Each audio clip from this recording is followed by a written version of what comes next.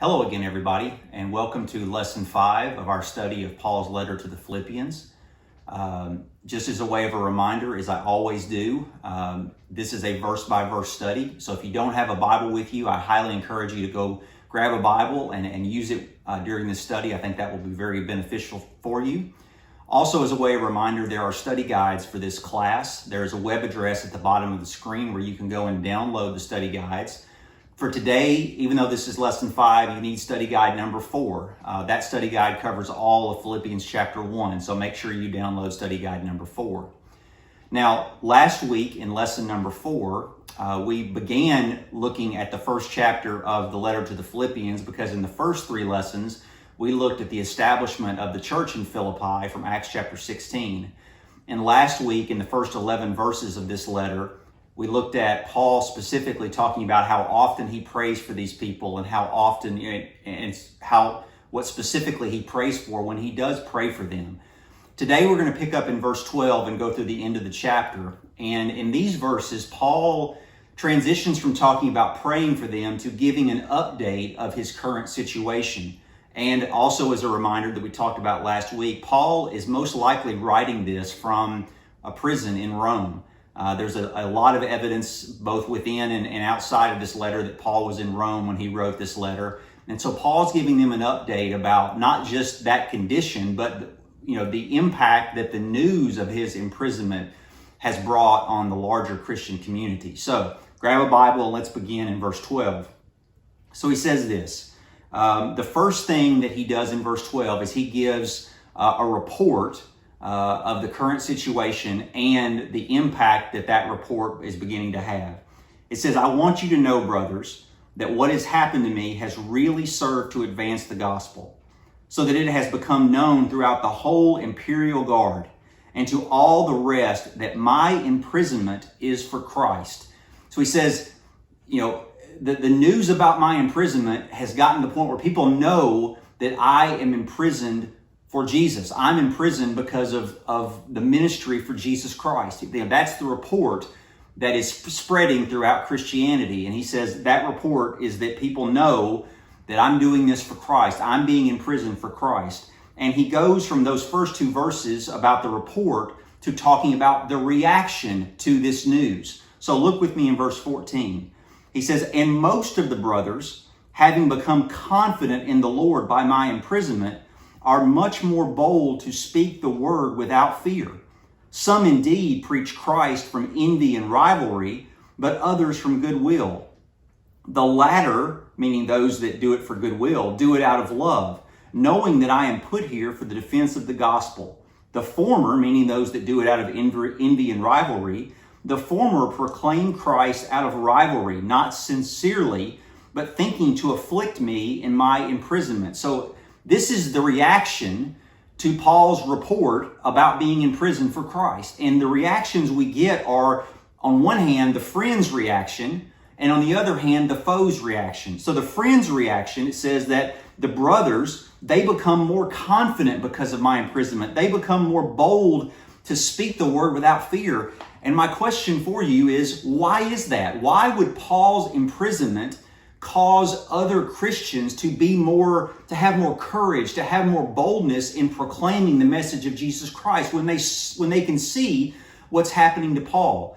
Well, I want you to think about that for just a second. If you receive the message of Jesus Christ for someone and you're kind of, questioning, is this real? Is this true what they're telling me?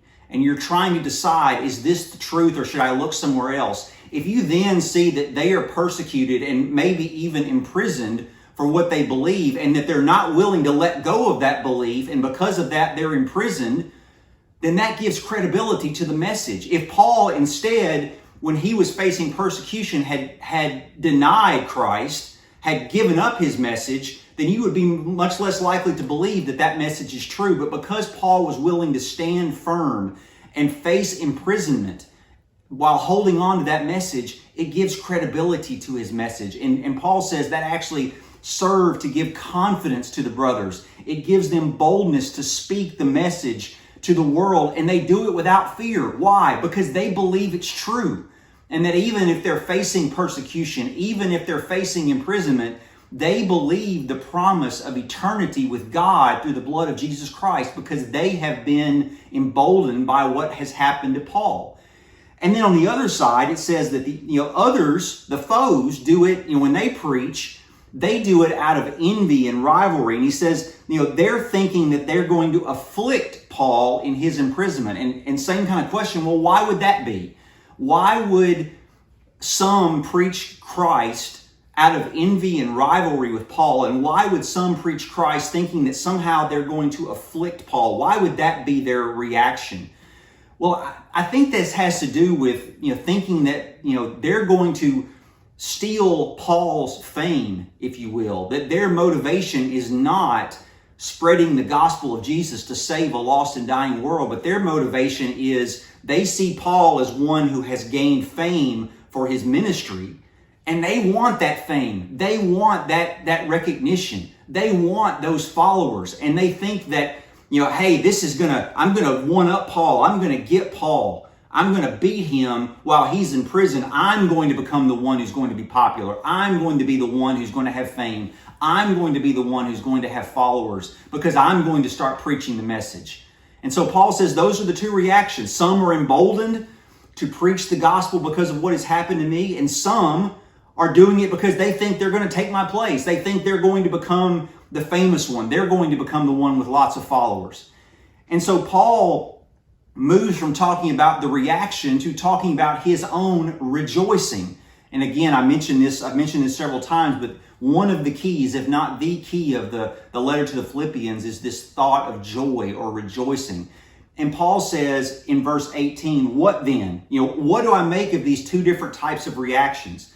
He says, only that in every way, whether in pretense or in truth, Christ is proclaimed, and in that I rejoice. Yes, and I will rejoice. Paul says, I look at these two reactions, and in both cases, it's resulting in the gospel being preached. Now, those that are emboldened by my imprisonment, that have renewed courage, they're doing it out of truth. They're doing it out of a desire to save the lost.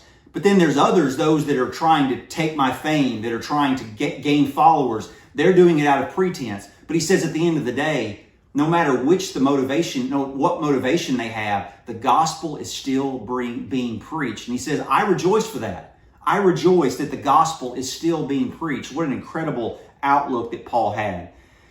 And that leads into the next section, verses 19 through 26, that I will call Paul's resolve, the resolve that this gives him. So He's reported about his imprisonment. The report has gone out to the known world. There's been a reaction to his imprisonment. Paul rejoices at that reaction. Even those that are doing it out of impure motives, he rejoices in the outcome that the gospel is still being preached. And this leads to Paul having a resolve. And he says in verse 19, he says, for I know, this is, why he is rejoicing. He says, I know that through your prayers and the help of the Spirit of Jesus Christ, Paul was definitely a believer that he had the Spirit of Jesus Christ. He will say in the Roman letter, in Romans chapter 8, that if you don't have the Spirit of Christ, you're not in Christ. And he says, I know that I have the help of the Spirit of Jesus Christ. This will turn out for my deliverance. Now, I'm going to come back to that in just a minute. What type of deliverance is he talking about? He says, as it is my eager expectation and hope that I will not be at all ashamed, but that with full courage, now as always, Christ will be honored in my body, whether by life or by death. For to me, to live is Christ, and to die is gain. If I am to live in the flesh, that means fruitful labor for me. Yet which I shall choose, I cannot tell. I am hard pressed between the two. My desire is to depart and to be with Christ, for that is far better. But to remain in the flesh is more necessary on your account. Convinced of this, I know that I will remain and continue with you all for your progress and joy in the faith, so that in me you may have ample cause to glory in Christ Jesus because of my coming to you again. So here, Paul is talking about the reality of the situation that he's in. He doesn't know for certain whether he's going to live and continue to be an apostle, a minister of Jesus Christ, or whether he's going to die in the hands of the Romans, die via execution. He doesn't know what fate awaits him for certain. But he says in verse 19 that I know this will turn out for my deliverance. Now, we don't know specifically if he's talking about spiritual deliverance or if he's talking about physical deliverance. And maybe he means both. Later on, he's going to talk about that he's got confidence that he's going to be able to minister again. So I think from this that he believes he's going to be released and he's going to have the opportunity to be a minister again. But he says, I know this is going to turn out for my deliverance. He says that I'm not going to be ashamed. I pray that I will not be ashamed, that I will honor Christ with my body, whether it turns out that I live or I die. In whatever case, I desire to honor Christ with my body. And that's where he begins to talk about these two possibilities, where he says, if I continue to live, in verse 21, it's Christ. If I continue to live, it's Christ. And that brings to mind something he said in Galatians chapter 2 in verse 20, where he says, I have been crucified with Christ. Paul in Galatians is defending his apostleship. He's defending his message as an apostle. He's defending his message against Judaizing teachers. And he says, I have been crucified with Christ. It is no longer I who live, but Christ who lives in me. And the life I now live in the flesh, I live by faith in the Son of God who loved me and gave himself for me. Paul says, if I continue to live, it's for Christ because I have dedicated my life to Christ. But he says, if I die, that's going to be gain. If I die here in this prison, that's going to be gain. And it brings to mind something else that Paul said in 2 Timothy chapter 4, where Paul is most likely at the very end of his life. And he says to Timothy, chapter 4, 2 Timothy chapter 4, verse 6, I am already being poured out as a drink offering, and the time of my departure has come. I have fought the good fight. I have finished the race. I have kept the faith. Henceforth there is laid up for me the crown of righteousness, which the Lord, the righteous judge, will award to me on that day. And not only to me, but also to all who have loved his appearing. Paul says, if I were given the opportunity to choose, I don't know which I would choose, because if I continue to live, I'm going to continue to minister to the lost souls of this world. But if I die, I know I'm going to receive a crown of righteousness. Now, I don't think Paul intends to imply that he has a choice, but he's saying that no matter what happens, I know it's going to be for the cause of Christ. I know it's going to be good. And he says, if I could pick, I would choose to go and be with Christ. I would choose to die and be with Christ. But he says, it may be more necessary for me to stay and continue to minister, for me to stay and to continue to minister as an apostle of Jesus Christ. And as I was getting ready for this lesson, I was thinking about how different this is than human nature. That human nature and instinct directs us to think. Because instead of saying to live is Christ and to die is gain, human nature says to live is me. To live is me. I'm going to do what I want. I'm going to do what makes me happy. I'm going to do what makes me content. And I'm going to chase after all those things while I live. But to die means the end. It means it's over. I've lost everything that I ever had. And Paul is saying that, in essence, that's a warped mentality. Because one, we're going to spend our life chasing after something we're never going to catch, because we're never going to be content. We're never going to be happy if we spend our life chasing after it. Paul says to live is Christ. I know that I can be a vessel for Christ while I'm here on this earth. And how many of us have that perspective, that while we live, we are living not for ourselves, but for Jesus Christ. But then also to say, if we die, it's not the end. It's the beginning. It's the beginning of something incredible. We're going to receive the crown of life. We're going to be in heaven with God. We're going to be glorified. And again, that's not the human perspective. And do we have that desire? I hear people pray, Lord, if it's your will, come soon. Do we have that desire for Jesus to come soon? Would we view that as being better than continuing to live? Paul had an incredible perspective that was based completely on his faith. His faith caused him to accept as reality that his future was secured in heaven with God. And Paul said, if I had a choice, it would be hard to choose, but I would probably choose to be with Christ, but I think it may be more necessary for me to continue to minister. And so Paul says this in verse 25, convinced of this, I know that I will remain and continue with you all. Why did he have that, conviction? Why did he have that belief that he was going to continue to minister? Well, one is perhaps just because of his faith that he believed that Jesus was going to continue to use him in the ministry, but also just from a procedural standpoint, he had already, if he's in prison in Rome, he had already appeared in Acts 23 through Acts 26. He appeared before Felix and Festus and Agrippa. And all three of them said, we can't find any guilt in him. We can't find anything he's done wrong. And if he hadn't appealed to Caesar, he wouldn't be going to Rome. And so Paul knows that from a legal standpoint, he's likely to be let go. And so Paul says, I'm convinced I'm going to be able to continue to minister.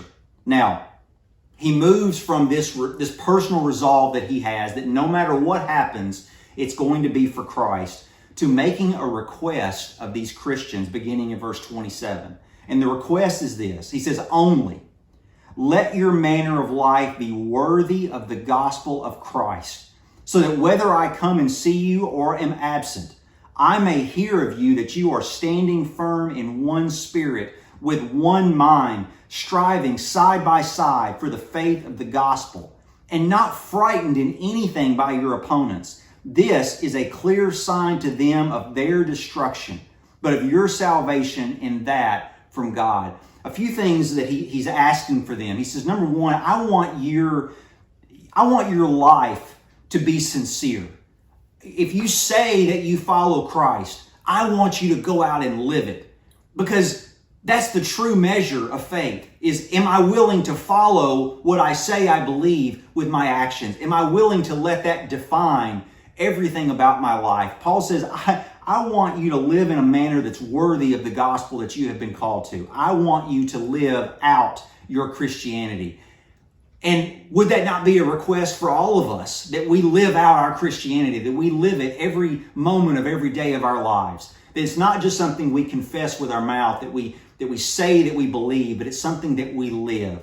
And then Paul says, as you're doing that, I want you to do it together. I want you to stand firm in one spirit. I want you in one mind, striving side by side. In the next lesson, Lord willing, when we begin to look at chapter 2, Paul's going to begin chapter 2. And by the way, there were no chapter breaks when he wrote this letter. So it's really just a continuing thought. But what we're going to see in the beginning of chapter 2 is Paul gives them the recipe or the instructions for how they can be of one mind, how they can be unified, how they can be together, and in turn, how we can be unified. Paul says, I want you to be together, and I want you to live out a life that's worthy of the gospel. And then he says, I don't want you to be frightened. I want you to have courage, like those who have been emboldened by his imprisonment. He says, I want you to have courage. And he says this, it's very interesting, that if you do that, it's going to be a clear sign to your enemies of their destruction. Well, what does that mean? Well, I think Paul says, if you're willing to stand firm on your beliefs in the face of persecution, it's going to be a sign to those that are persecuting you that you really believe what you say. Even if they don't recognize it, even if they don't accept it, they're going to know that you truly believe what you say. And that, they're going to get their first indication that, well, if they're right, then I am headed for destruction. And again, they may choose not to accept it, but if you stand firm, it's going to be a sign to them that what you say is what you truly believe. Paul, after he gives the requests, he then finishes this chapter. Again, the chapter breaks that he did not have, but ends this part with a reminder. So he goes from a request into a reminder, beginning in verse 29. And he says this. He says, he's talking about them standing up in the face of persecution. He says, it has been granted to you that for the sake of Christ, you should not only believe in him, but also suffer for his sake, engaged in the same conflict that you saw I had, and now hear that I still have. It's interesting that in this reminder, Paul is reminding them that to be able to suffer for the cause of Christ is something that they have been granted. Say it another way. It's a privilege that they can enjoy. And again, why would that be a privilege? Why would that be something that we would consider granted or gifted to us? The ability or the right to suffer for the cause of Christ. Well, later, in another letter that I've already mentioned a couple of times, Romans, specifically I've mentioned Romans chapter 8, Paul's going to talk about in Romans 8 that those who suffer with Christ can also be adopted as sons of God. And then he's going to say that those who suffer, those who are adopted, that the future for them, the future glory is going to be so much better than what we're dealing with now that it's not going to be worth comparing. And so Paul says there that, we can be adopted as sons of God if we suffer along with Christ. James, the brother of Jesus that wrote a letter, and Peter, one of his apostles that also wrote a couple of letters, they had a perspective, specifically in James chapter 1 and 1 Peter chapter 1, where that the trials that we go through, James says in James chapter 1 that the testing of our faith produces endurance, produces perseverance. It's like a workout for our faith. It strengthens us and it shows us where we're weak and where we need to improve. Peter, in 1 Peter chapter 1, verses 6 and 7, Peter says that the testing of our faith will show whether or not our faith is genuine. Very similar to what James had to say. And so it's a privilege to be able to suffer for Christ. It's something that has been given to us, been granted to us, because it tests our faith. It shows whether or not our faith is genuine, whether or not we are ready to stand up to persecution, whether or not we're ready to go out and live a life worthy of the gospel. And if we're not, where we need to improve. And so it has been given as a gift to us to suffer for the cause of Christ. And he reminds them that, hey, I've been through this. I continue to go through this. You've been given the right to go through it as well. And so that ends chapter 1. For next lesson, go ahead and read some in chapter 2. Chapter 2 is a beautiful chapter. Begins talking about the unity that we can have as a body. Uses Jesus as an example of one who humbled himself and gave himself over for others, the recipe that we need for unity. And so if you've got time, read some in chapter 2. I hope you're not only enjoying this study, but I hope that you're getting something out of it, that you're gaining a greater understanding of this great letter. And I hope that you will continue to join us week after week. Hope you have a great rest of your week, and may God bless us all.